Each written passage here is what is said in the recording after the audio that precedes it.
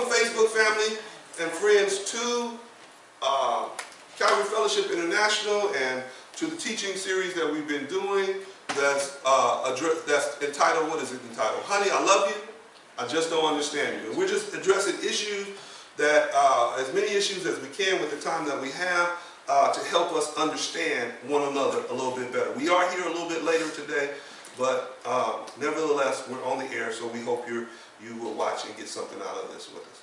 All right, so one of the things, and you know, we could have probably made this we could have made this several different needs, but as a whole, there's at least 5 minimal needs that women have and that men have. And we've been going through the list of these various needs that men have versus women have. And so we dealt with women's needs, 2 of them last week. We dealt with the area of women having a need for intimate conversation. And then we also dealt with women having a need for what? Anybody remember? Affection. Affection. Yes, they do have that need, but you know, we're just kind of coming down here in an orderly fashion. And then we also dealt with, in the area of the men, that the men have a need for, anybody remember what it was? Respect. Come on. Y'all didn't learn a thing. Huh? Thank you. Respect and admiration. So we dealt with that. And so we've dealt with 2 of the women's needs, and we've only dealt with 1 of the men's needs. So whose turn is it next to deal with the men's needs, right? Now, I'm going to deal with this, and the second need that men have to deal with, or that women need to know that men need, is that men need sexual fulfillment. Well, amen, hallelujah, thank you, Jesus. Now, I know some women are going to say, sure, we need it too, okay? But they're different. One of the things about sex for men, one of the reasons why men and women sometimes over the long haul, not in the beginning of your marriage. In the beginning of your marriage, y'all both can act like bunny rabbits, jackrabbits, whatever you want to say. Amen. You understand what I'm saying? But then over the long haul, we can leading newlyweds along. All right?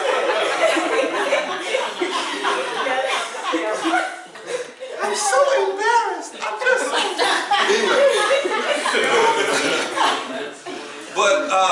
But over the long haul, you'll see that women tend to need affection more. They want affection more, and if it's just sex, and it's not affection, then we start having a problem. Okay? So we really dealt with that whole thing about affection last week, right? Did we? Yeah. All right? So I'm going to try to be respectful. I'm going to try not to be too humorous. But go with me to 1 Corinthians chapter 7. And this is an important verse of scripture because well, just go there. 1 Corinthians chapter 7. I'm going to read 1 Corinthians 7 out of the New King James Version. And then I'm going to read it out of, now, because some people that might be listening here today in church, or some people may be listening by Facebook or later on YouTube or however, you might say, well, you shouldn't deal with that in church. Well, Paul dealt with it. The Apostle Paul dealt with it in the church. Yes, ma'am. And he says here in 1 Corinthians chapter 7, talking to husbands and wives. Well, let's go on back up here to verse 3. Let's go to verse 2.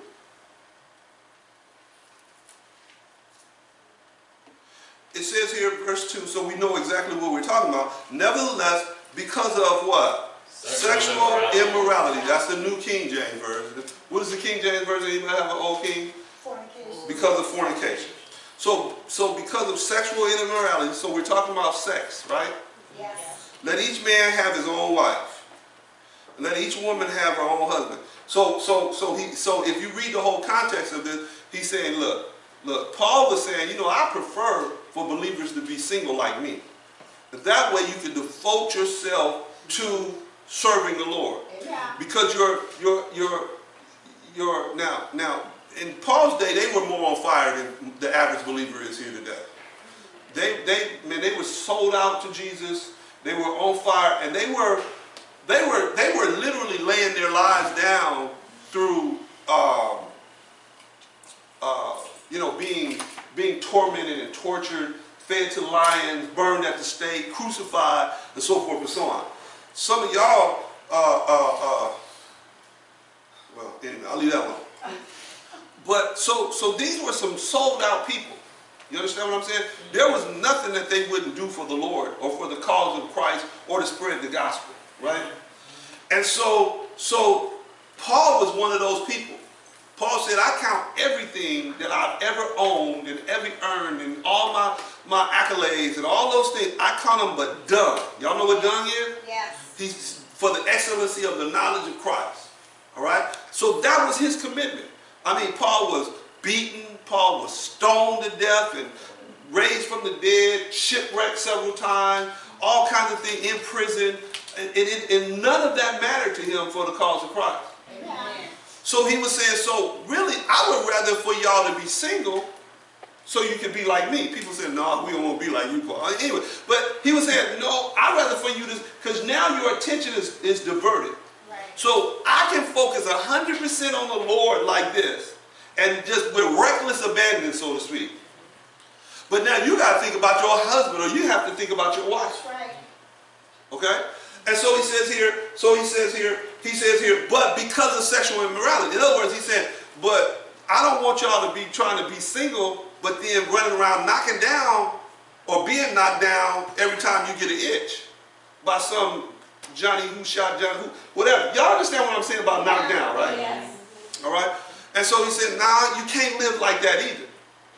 So this whole notion that you could be a Christian and you saved and you love the Lord and you sanctified, filled with the Holy Ghost, but you screwing everything out there ain't right either.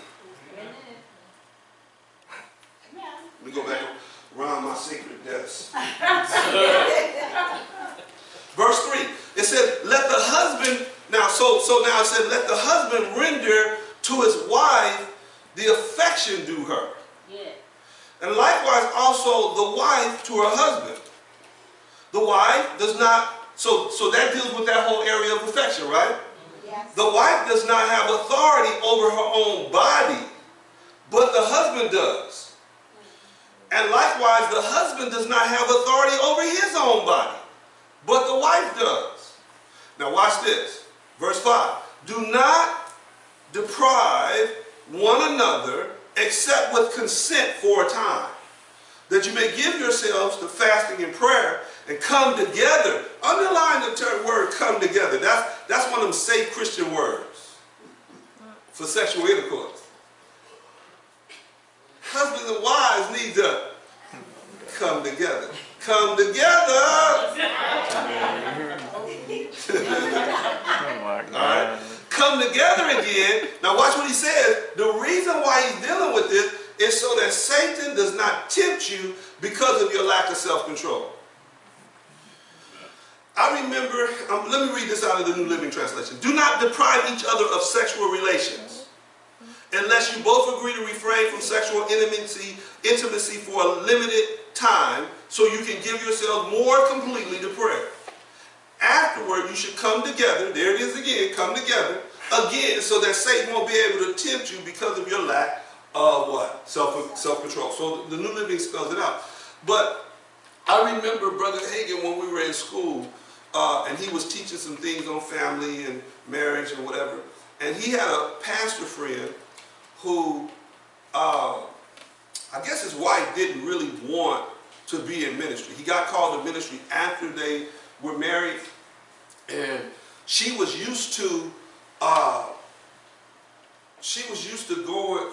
going to like they had a house, or what do you call it, a cabin. They had a cabin that they would go to, and she liked to go to the cabin almost every week or every other week to go fishing on the weekends and just spend some time out there and so forth. And they were able to do that. They still should have been going to church even before then, but but they were able to do that, and he was okay with it. But then all of a sudden he gets called into ministry, and he goes through from being assistant pastor to one day being a pastor. How many of y'all know a senior pastor can't go to a cabin every weekend? Amen. We got a real problem if the pastor on every Sunday is at the cabin with his wife fishing, right? We got a real problem. Because that's it. See, it's not even just his job. See, now, there's one thing I might deal with if I get a chance. I'm going to deal with it. I don't know if I'm going to get to it in the morning sessions or whatever. But the fact that a man has to be self-sacrificing enough that, and even a wife, and I'll deal with that side too, that if his job just won't let him be a good husband or a father, he has to consider that career. Amen. Or reconsider it. That's right. All right? But when you call to the ministry, you can't reconsider. And you don't get to change, worship services from Sunday to Wednesday or Sunday to Monday morning. You just can't. I mean, and either we're gonna have service on Saturday or Sunday, but we're gonna have it on the weekend. Amen. We're gonna have it on Seventh-day Adventist worship on Saturday, and some other Sabbath day worshipers worship on. I don't have a problem with that. Praise the Lord. But then we're gonna do it on the weekend. Amen. Isn't that right? Yes. But so this lady would withhold sex from her husband until he would take her to the cabin. And so Brother Hagin told us that, he said, I told Aretha, that was his wife, Aretha Hagin, that man is going to fall. He's going to fall eventually. And when he does, everybody's going to blame him because he's the pastor. Right. But she caused it. She'll be the cause of it. Now, he never told us whether he fell or whatever. If he did, I don't recall. But the Bible says, no, do not deprive each other. Amen. Yeah. And he says why? He says so that Satan won't be able to tempt you. Now that's one area. Then I've known over the years of women that got saved. I'm talking to the women. I've known women that got saved, sanctified, filled with the Holy Ghost. They became intercessors. They became prayer warriors or missionaries or evangelists. Y'all know all the titles that they get in certain denominational churches and whatever. Wear white every Sunday, whatever. And they so sanctified, they can't have sex with their husbands anymore. Or if they do, it's just like, okay, hurry up, because they see it as dirty or unholy. Well, I'm not going to go there, but the Bible says the marriage bed is holy. It's just as holy. Listen to me. I don't think I'm being. It's just as. Maybe we ought to look at that. Y'all think we ought to look at that? Yes. Let's think again. Okay. Okay, go to Hebrews 13 and verse 4.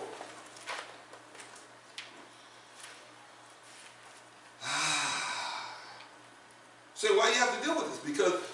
Because and don't let, and even some women who are Christians and maybe their husband, this will help you too. Maybe you're a Christian but your husband is not a Christian. So then you got some problems with him, and so now you try to use your holiness as a reason why you're not gonna make love to your husband.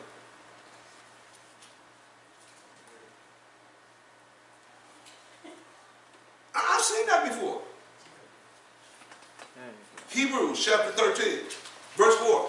Marriage is what? Honorable. So you should just underline that right there. Marriage is an honorable thing. So don't ever get, even though there are all these challenges that people have with marriage, marriage is still honorable. Amen. I said marriage is honorable. Amen. And marriage will keep you honorable. Yes. Okay. And now watch what he says. And the bed is what? Undefiled. It's undefiled. So what that means is that the marriage bed is holy. Y'all understand what I'm saying? So the marriage bed is just as holy as praise and worship. Amen. Amen. As the tithe. Yes. Amen. You know, we say the tithe is holy. It is holy. Isn't it? Yes. Holy means it's set apart. Well, the marriage bed is undefiled as well. Amen. Can you say amen to that? Amen. So never let yourself get to the point where you think, well, you know, I'm a Christian woman now, and I'm so sanctified, I'm so spiritual, and so forth and so on. In fact, the word here for undefiled means unsoiled, free from that which is debased. You understand what I'm saying? Let me say it again. Free from, so never look at whatever's going on there. Now, outside the marriage bed, it's not holy. It's called fornication. It's called sexual immorality. Okay? All right. Okay, so the last thing I want to deal with in this verse is that he says here, so you want to take care of your spouse so that your spouse is not tempted. Somebody said it this way: when they're being taken care of at home, their mind don't need to roam. Amen. Their mind don't need to roam. And you guys have to figure out what works for you. I'm not going to go there. This is not what this teaching is about. I'm not going to go there. I'm not going to certain places. But always understand, and it's true of a man too, but there's always a woman that'll do what you won't do. That's right. Amen. 5 reasons sex is important to your husband. Let me give you, y'all ready for them? Men find emotional fulfillment in physical intimacy. Just like you find fulfillment, wives, in affection, men find intimacy in or emotional fulfillment in physical intimacy. In other words, for men, I know this is uncomfortable, so I'm not even trying to be all funny or make you laugh. But for men with their wives, sex keeps you feeling connected. In other words, no matter what else is going on in your lives, sex keeps you connected and makes you feel united. Now, I keep on stressing this as marriage. I ain't talking about your girlfriends. Amen. So it's important to him that you make sex a priority in the relationship, just like it's important for you that he makes all those things that we talked about last year, not last year, but last week relative to affection important. Does that make sense? Yes. Again, sex is a way to stay close in terms of how your man feels. So number 2, sex is a way to stay close. Number 3, the male ego is often tied to sex. Now, if you've been a woman for a long time, you should know this. And a lot of times young women don't know this, but men's egos are really fragile. And a lot of times it's tied to sex. Amen. So it's important to him to feel like he's pleasing his woman in bed. Amen. So if you have intimacy issues you need to talk about. Who am I talking to? No. No. Who you halfway there. Wives. Wives. I ain't talking to girlfriends. I just got to keep saying that. All right. Number 4. Men want women to make sex a priority. You know, I heard Dr. Price talking about this years ago, and he made a profound statement, but it seemed like it seemed lunacy. But if you've been married a little while, it's actually profound. He said, this is Dr. Price. I'm just saying what he said, so don't think I'm saying something out the way. He said, my wife and I, we schedule sex. He said we schedule sex because we live real busy lives. So just like we schedule everything else, we schedule sex. Some of y'all look at me like, you know, of course you want spontaneity in your marriage, but you can't always be spontaneity spontaneous consistently. So you can be, so when it's unscheduled, it's spontaneity or spontaneous. I say when it's unplanned or unscheduled, you can be spontaneous. But sometimes couples want to leave it too much to being spontaneous. So Tuesdays and Thursdays, I gotta go home. I don't have basketball games. I don't have women's meetings. Look, Tuesdays and Thursdays, I got to be home by 4 o'clock. Okay, whatever. But you understand? I'm saying. Otherwise, you can look up and 2 weeks went by and you feel okay, women. But my man ain't happy after 2 weeks. Amen. You can't even understand why he running around kicking the dogs and yelling at everybody. He's short with you. What's wrong with you? Why you acting so ugly? Okay, whatever. All right, then the 5th thing is men love praise. I mean, I'm trying to be really, respectful about this, but yet at the same time, this is real.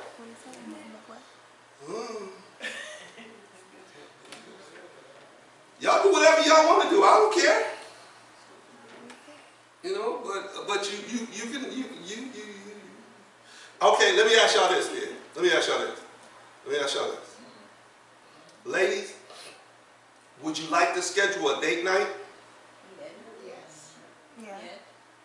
Would y'all like to have a weekly date night or at least a monthly date night, right? Yes. Yeah. And do y'all think it's important to schedule it? Yes. Huh? Yes. Well, your man wants at least a weekly sex night.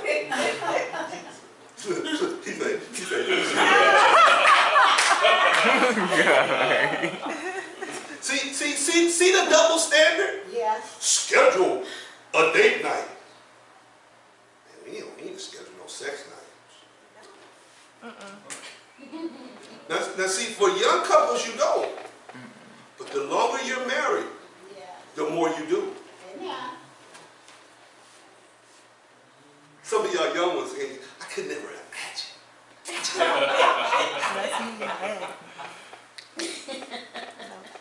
Man, there's coming a day where you're going to have children. They're going to take up a lot of your time. You're going to move up in your career. Your career may cause you guys to travel and be apart. See y'all thinking real naively and young and dumb. That's the stuff that leads to divorce. That young, dumb, and what do they say? Full of rum. That's what leads to divorce because you don't know what's down the road. Amen. You understand what I'm saying? And so you take everything for granted, but listen, you're going to go through different seasons of life and marriage. Amen. Amen. Amen. There's seasons out there that you don't know anything about yet, and you've never experienced, so you're sitting there saying, oh no, we don't need that, Pastor. I know you don't need it right now. That's why I'm telling you right now. Amen. I'm telling you now, so later on, you'll know what to do. Amen. And you won't feel embarrassed to come and ask me what to do. Amen. Pastor. Amen. All right? So, number 5, men love praise just like women do. Amen. Men are no different. When you compliment your man, it boosts his sexual confidence. Okay? All right. See, men have to, I read this thing on Facebook yesterday where this middle-aged couple, they were walking and the wife was in front of I'm scared to say this now. Don't be scared. Don't be scared, I'm scared. So the wife was walking in front of the husband and he looked at her and he said, oh, your behind looked like a washing machine. I thought it looked like an old washing machine. So the woman, she kept her cool, she didn't say nothing, she shined it on. So then they got in bed that night. He started feeling amorous. And she said, you know what? I'm not starting up the washing machine for such a small load.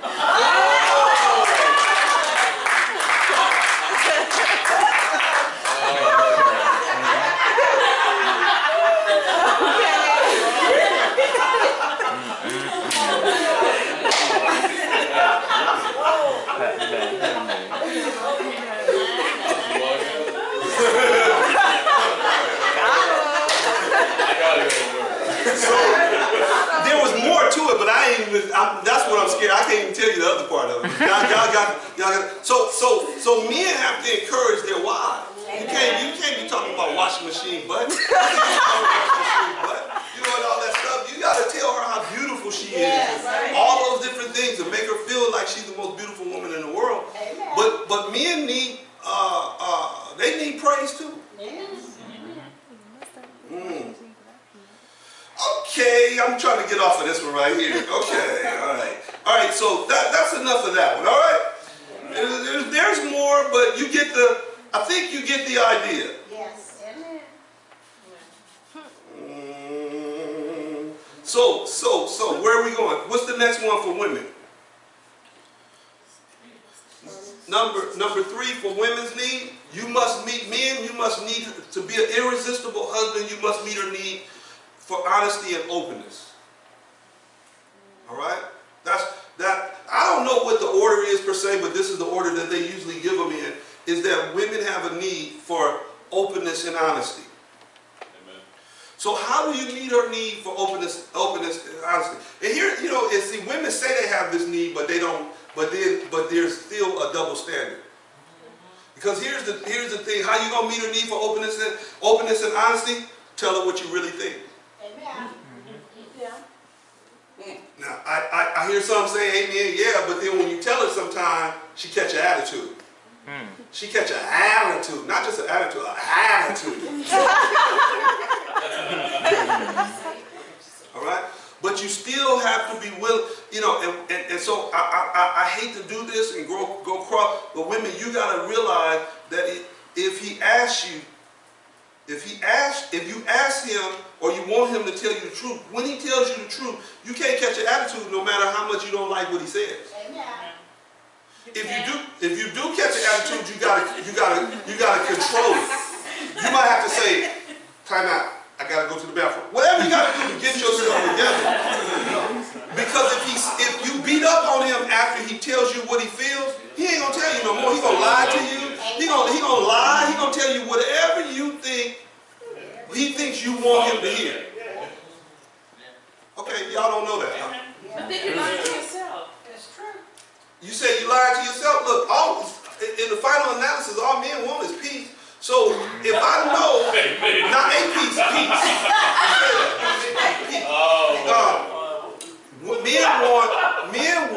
Men want peace. And so if every time I tell you something that's how I really feel, and you beat me up behind it, they did studies on animals that if you open the back door, put dog food out there, and when the dog comes, you slap him upside the head. And you close the door and you go back in the house. Huh? And then he'll eat the food that day. The next day, he's going to come a little bit leerier. Just while he's eating the food, you slap him upside the head. Pretty soon, he ain't coming to eat that food. He don't care. He don't care how many times you put it out there. He's going to try to figure out how to get out and find someplace else to eat. Amen. Or hopefully wait till you go to sleep or something where he know you're not around before. If a dog had that much sense, your husband had that much sense. I know y'all don't think we're too bright, but we got that much sense that if we keep telling y'all something, y'all go off on us over us telling you how we really feel. It's not that you can't have a discussion, it's how you discuss. And this is again part of it. Men need respect. And this is part of it. How do you talk to him when you disagree? Do you just start nutting up and acting all? I don't even know how to move my head like y'all. Going and all that stuff and whatever, and your eyes get to bulging out and you whatever. No. Okay, I'm just trying to help you. All right, men. Another way that you are communicate openly and honestly is you must share your plans and actions with her. Amen. Before you do it. You understand what I'm saying? You just don't get to just jump up. And so when you're single and you new that marriage, you used to going and doing what you want to do. You could go where you want to go, anytime you want to go. You ain't got to report to nobody. And then now when you get married, you feel like you're having to report. I ain't got to report to you. Yes, you do. Amen. You married to her. No, listen to me. Yes, you do, brother. Okay, all right, if you're on the job, and you go out someplace, or you're on a certain job where you spend time outside the office a lot, don't you have to check back in with the office occasionally from time to time? Because you are accountable. Isn't that right? Yeah. Well, brother, you got to check back in with wifey. Amen. I know they're going to want to take my man card for that one right there, but you have to have certain level of accountability towards your wife. Amen. Okay? Okay, here's another one. This is what you got to work out on your own. But there should be some rules in your relationship. Number 3. So, like today, we live in a time where almost everything has a password. Your bank account has a password.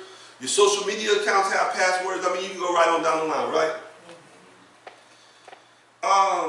Even your phone has a password. Now, I'm going to say something you brothers ain't going to like. But your wife should have your password. Not your girlfriend. Girlfriends don't shake your head yes. You don't get the password. We ain't committed yet. But your wife should have your password. And it works both ways. You understand what I'm saying? You know, so if you got chicks sending you pictures, you know, this and that and the other, or blah, blah, blah, blah, blah, hey, clear them all out. You know, and let her have your password. See, because that keeps down, you know, do you know that more affairs take place on the basis of social media than anything else today? That's where they get started and they whatever. I mean, that's really the truth. That's not I think it's like 60% or something like that. Okay? And so, you know, it ain't even a bad idea for both of y'all to be on the same Facebook account. Okay, that's going too far. That's going way too far, Pastor. You done took it way. But you should be able to have access to inbox.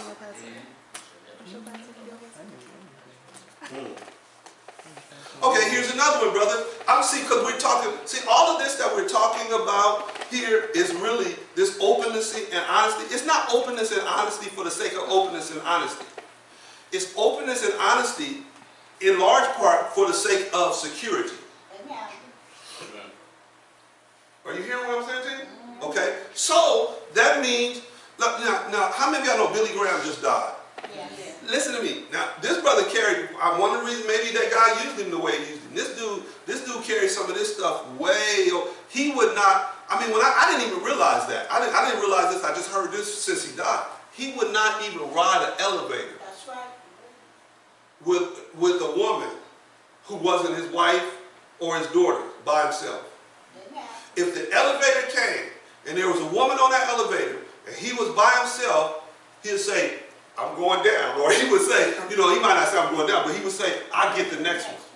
I catch the next one. So, if you find yourself in a situation at work or whatever the case may be, where you have to be alone with somebody of the opposite sex, maybe you need to text your wife and tell your wife what's going on. Amen. Oh, y'all quiet in this Holy Ghost church.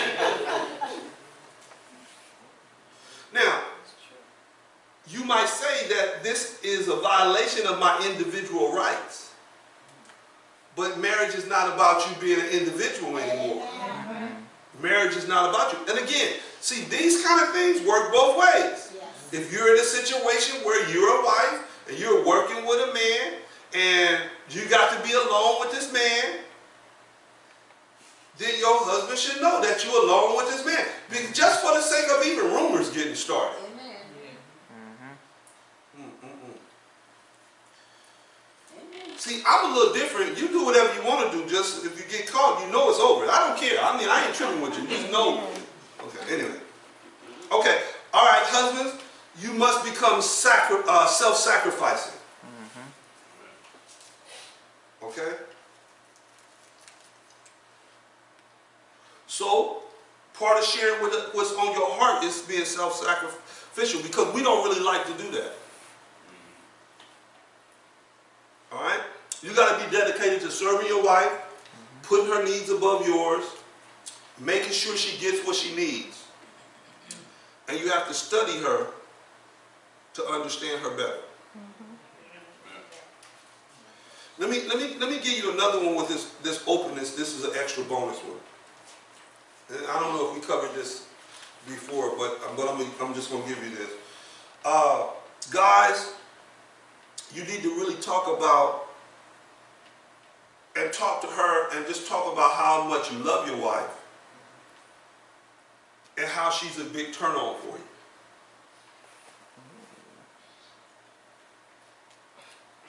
You need to say that stuff. You need to mean it, but you need to say it. Amen. Because listen to me, some men are uncomfortable saying stuff like that, but you probably wasn't uncomfortable when you were courting her. Amen. You told her you was the most romantic cat in the world at that time. But then now you got married and you're not comfortable saying certain things. Well, you know, over the years, one of the biggest things that I've ever heard as a pastor is he used to talk to me like that. He used to say those things to me. You know, there's the old funny saying where even just saying "I love you," the old farmer's wife was in counseling with their little local pastor, and he said, Pastor said, "What's the problem?" And she said, "Well, I just don't think my husband loves me anymore." He said, "Well, why would you say a thing like that? Of course he loves you. He takes care of you. He does this and that and the other, and goes down on a different thing." And then she said, "Yeah, but he never tells me he loves me anymore." And he looked at her and said, "I told you I loved you the day I married you, and if anything changed, I'll let you know."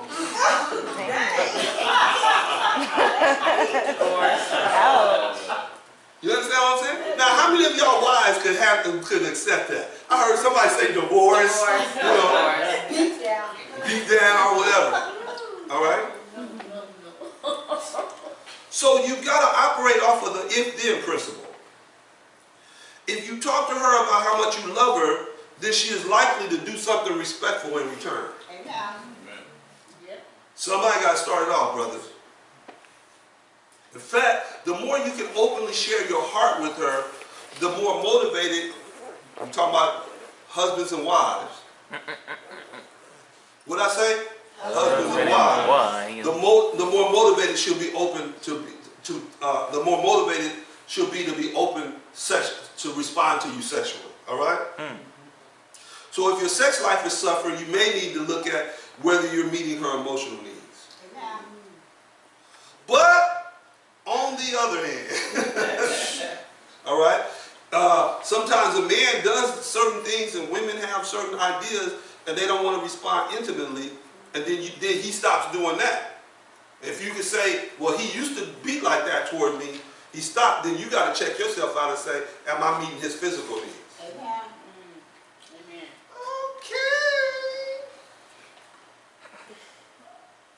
Okay, all right. Let me give you these, and then I guess I got about 5 minutes. Y'all not enjoying this, huh? Y'all getting something out of this? Amen. Okay, so men, you need to establish a regular time to invest in your wife by giving her your undivided attention.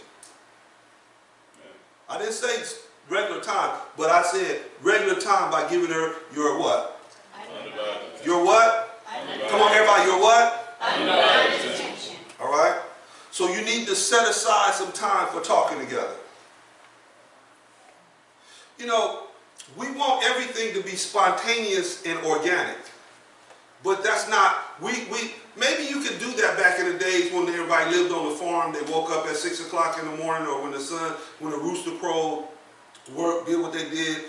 3 o'clock, everything was done, go in, whatever. I don't know. I mean, that's just a time I heard about it. I don't even know anything about it. I just read about it in books or something like that. But now, everybody's here and there and yon and whatever, and schedules are different and all these different things. So, again, just like I said, scheduling time for, what I say, SECKS? Some of y'all still didn't get that. So even though you have to schedule time for that, you also need to at least, whether you schedule a time, but establish a regular time to have an uninterrupted, intimate conversation. Wake up. All right? If not, make it a priority to discuss whatever goal your wife has or wants to deal with that week. Amen? Amen. All right? Also, let me give you another one. Consider places your wife would enjoy going in order to have special time with her. It could be a place for breakfast. You know, you need to write out here, like ask her, find out what's a special place to take her for breakfast. Now, you can have a lot of them, but I'm just saying there could be one special place. And we know when we go have breakfast there, when we have breakfast there, this is just about her. You know, you can have breakfast just because you want to eat. Isn't that right? You can just have breakfast just because you want to eat, and you know, and nobody wants to cook. We go to breakfast, but we having breakfast on the way to work. I'm not talking about that kind of breakfast. I'm talking about going to breakfast just to sit, listen, talk, turn your phone down, off, whatever, uninterrupted stuff. Same thing at lunch, same thing at dinner. All right?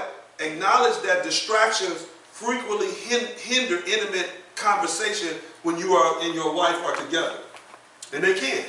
All right? You know, we live in a cell phone age that everybody is on their cell phones almost constantly. They say by the time in 100 years or so, when they look at this generation, they're going to find Homo, not erectus, but Homo telephonics, with his head bent over and like this. He got a big crick in his neck because his head is always looking at his cell phone. All right? All right? So, here's some things that you want to do when you're trying to establish this time. Don't have your mind on other things. Don't accept phone calls. I said don't accept phone calls. If you're trying to have a conversation, don't go to a place where the music is so loud that you can't talk. And if you're at home, you know, then you got to create space so the children can't interrupt. You understand what I'm saying? And there's about 1,000, maybe about 10 or 15 other things, but you have to do this on a purposeful basis. Is that all right with you guys? Amen. Let me see if I can throw in one more thing for the wife to do. The wife's still thinking about that sex thing. Okay, let me try to give you this one, and I won't go into it a long time. But wives, you must meet his needs for recreational companionship. Now, maybe when you get older, that's not as much of an issue. For some of our seniors in here, your husband, he don't get up off the couch now anyway, so the only recreational companionship is next to him on the couch. That's all the recreation that brother gonna get for the day. Changing channels. All right? But when you're dealing with somebody who is younger and in the middle age, whatever, and they've been a person that likes to do things, then wives, you got to meet his needs. So wife, you got to be willing to join him. I told Shireen this. I think you had this in you guys' wedding vows, right? You got to be willing to join your husband in recreational activities. And the ones that he likes the most. Now, you might not be able to do all of them. Like if he likes to box, you might not be able to do that. You understand what I'm saying? Or whatever, karate or something really, really. But you need to join him in those things. a lot of times wives will, or girlfriends, they'll do that all the way up to the day they get married, and then all of a sudden they quit. You know, I mean, I can tell you from experience that if you got somebody that is with you recreationally in the things that you're doing, and you're used to, you know, I mean, when I was younger, I was more of an athlete, basketball, football, baseball, all those different things, whatever, like to bowl, like to, you know, I really, back in the day, like to fish, like to hunt, all those kind of things. And then I never expected that part right there. But then all of a sudden now, you don't want to bowl because the ball hurt your arm. Well, go get a smaller ball.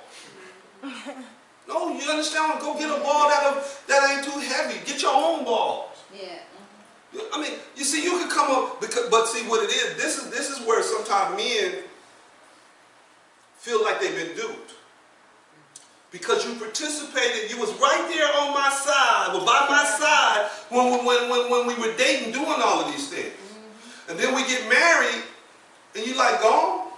I don't want to do that. The opposite can be true, where a man will go shopping with his woman, his girlfriend, and shop with her all. I'm trying to help you understand. He shop with you all the way up until the day you get married. As soon as you get married, I don't like shopping. You better get. I ain't going out. Please, I ain't going to the mall with you. Anybody ever had a man treat them like that? Yeah. Well, it feels the same way when. So you got to find some recreational activities. And here's something you got to understand. You got to understand this. What you don't want to have happen is while you won't participate with them in their recreational, I mean, and it doesn't always have to be out. It could be something like watching football. Listen to what I'm saying. Or basketball, whatever. He likes to watch football. You need to learn to respect football. You got to learn how to respect it. You better try to at least act like you know how to enjoy it. And if you can't enjoy it, then cater it. You understand what I'm saying to you? But you got to make sure that why? Because if he, I'm going to tell you something. Can I just tell y'all ladies something? Can I be honest? Yes. Brothers will tell you this. Some of them scared, but they'll tell me, but they might not tell you. It's a turn on to have a woman like your sport. I love him. Now see, Tim back there, he was going to get married on Super Bowl, so he don't even, I don't even like I told his brother, I said, it ain't that much love in the world. We will not be, I don't know about the rest of the church, but we will not be at your wedding. Pastor, you ain't coming away.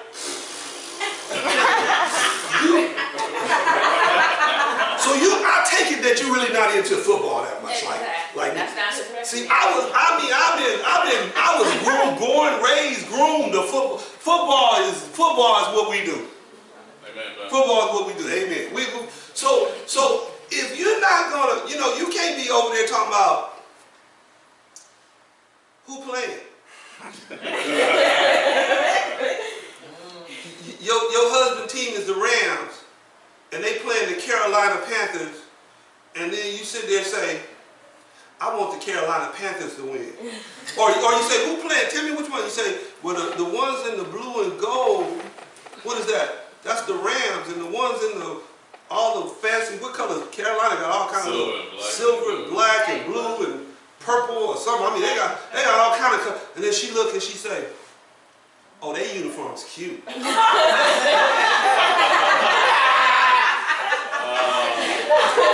I'm a root with the one with the best looking uniform.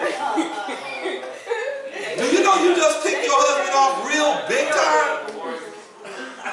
Now, it's different. Like Al and Ernest. Al married Ernest as a Steeler fan. And he's a Cowboys fan. Well, she shouldn't have to change her team from the best team in the world to a Cowboy. Just because Ernest is a Cowboy fan. I mean, she shouldn't have to drop down from 6 rings to 5 rings just because.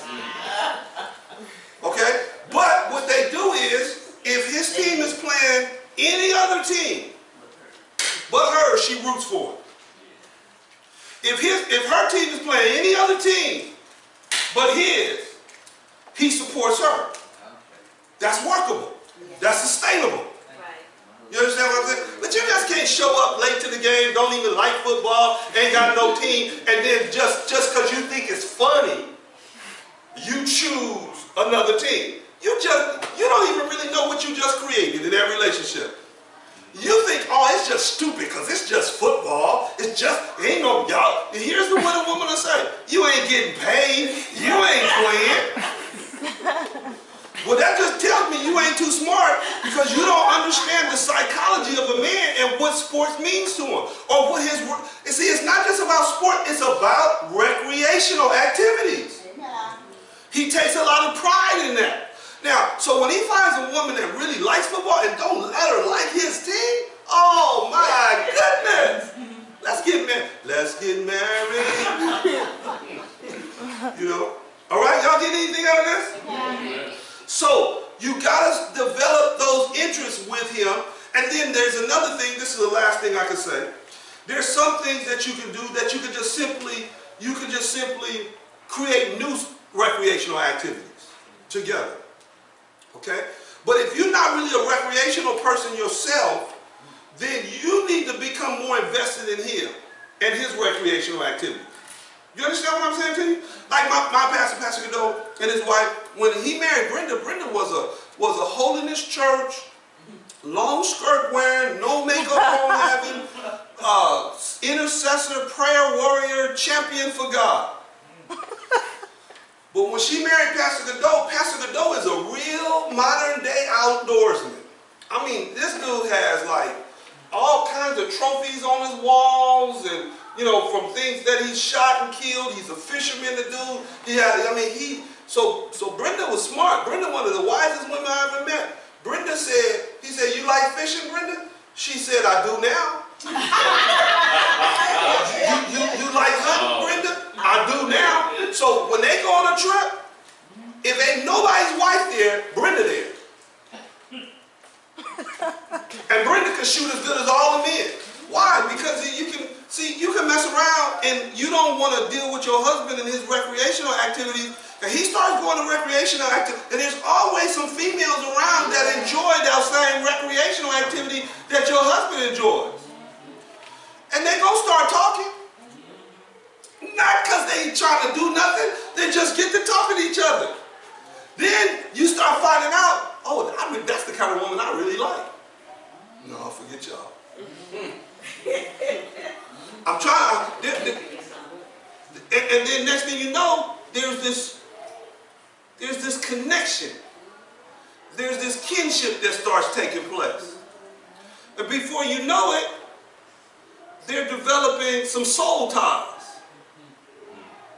And then before you know it, they're spending more. When it comes to the recreational activity, listen to what I'm saying. Just like brothers when it comes to shopping. Ladies, does shopping make you happy? Yes. No, come on. Does shopping make you happy? Yes. Does shopping make you feel good? Yes. I mean, even if you don't buy nothing, you just get a good feel. You're just walking through the store and just feel all tingly on the inside. Just feel all good and tingly and stuff. Am I right? Yes. Okay. So now, recreational activities and things along that line make us feel good. So anybody remember that episode of Martin where Gina and Pam were going shopping? And then this dude kept on going shopping, and Martin was like, "Nah, man, he started scratching his head and said, something up. And anyway, they ended up finding out that the dude wasn't there because he thought this dude was trying to get Pam, Gina, but he was actually there for Charlotte. So he loaded him up with books and let him magazines and let him go shopping, whatever. You want to go shopping with your wife so that tingly feeling that she get from shopping, at least occasionally she get it with you. Are you understanding what I'm saying? Like she needs to be able to associate what she enjoys with you. By the same token, women, your husband needs to be able to associate what he enjoys, his recreational activity, with you. Rather than all these chicks that hang around the bowl. He bowls.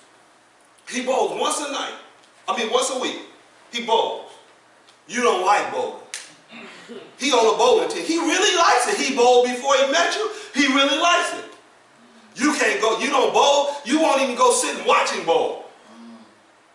I remember I had a girlfriend one time. She lost me because she wouldn't come see me play basketball. Then later on she asked me, why did I lose you? I said, because you never watched me come. So I didn't think you really cared that much. Oh, I did. I said, you didn't care enough. No. No, you understand what I'm saying? Because me playing basketball wasn't significant for me. I want her to be sitting out there cheering for me. But it was another girl that was up in the stands always cheering for me. Forget y'all. I'm just, y'all scared. Y'all like, so you need to have that association of those feelings. Because if you don't, and the other chick is out there single on the bowling team,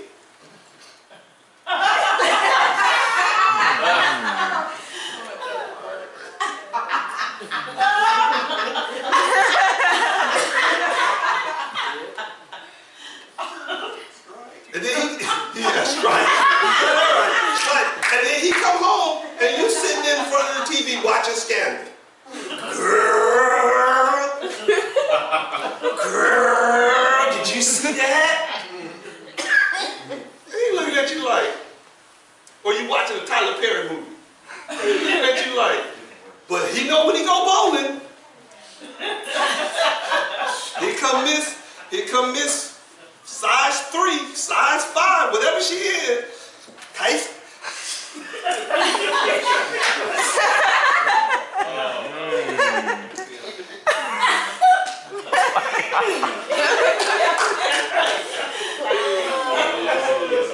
If y'all got anything out of this today, I want to say to our Facebook family, thank you for watching. Hope you enjoyed it. We'll see you again next week. God bless. Give them a